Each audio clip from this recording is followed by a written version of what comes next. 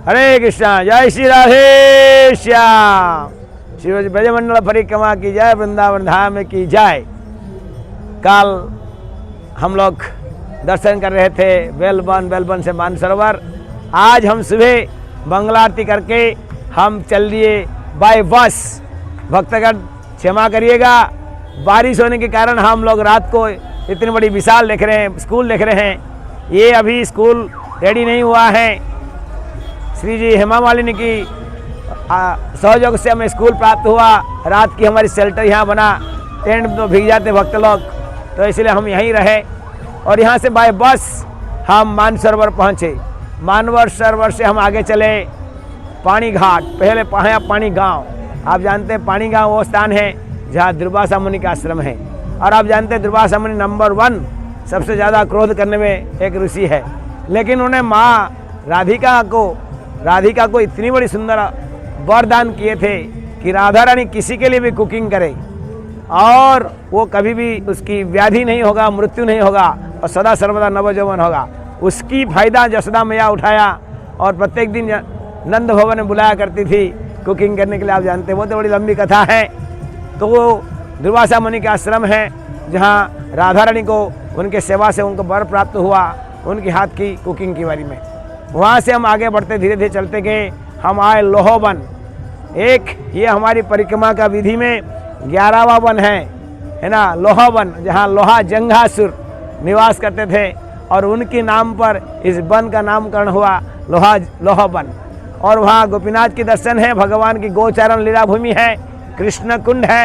लेकिन महत्वपूर्ण सबसे बातें हैं, ये जो जगह है ना, ये लोहोवन जो प्रांत है ये जमुना की पूर्व तट पे है। और इस पूर्व तट पे ये प्रांत में जरासंध, आप सभी जानते हैं मगध की राजा, राजगृह की राजगिरी कहते हैं, वहाँ की राजा जो कि कंस मामा का ससुर जी थे और उनके 2 पुत्री थे, अस्ति और प्राप्ति। ये दोनों का विवाह कंस को दिया गया था।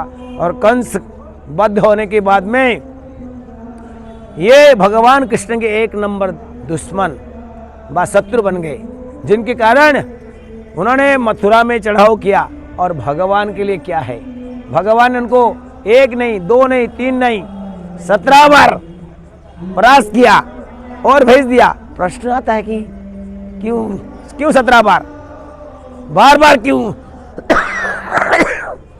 बार का होने के कारण ये है कि वो चाहते थे, भगवान चाहते हमें कहीं ना जाएं, हम मथुरा में बैठे और वो अपनी सैन्य सामंत को, अपने मित्र मंडल को, राक्षस लोगों को बुलाते रहे, हम यही उनके ध्वंस कर दे। तो ऐसे करते ही ब्राह्मणों के रिक्वेस्ट के कारण, ब्राह्मण कुल को बचाने के लिए भगवान कृष्णा रण छोड़ के चले गए और जिनका नाम हुआ रणछोड़।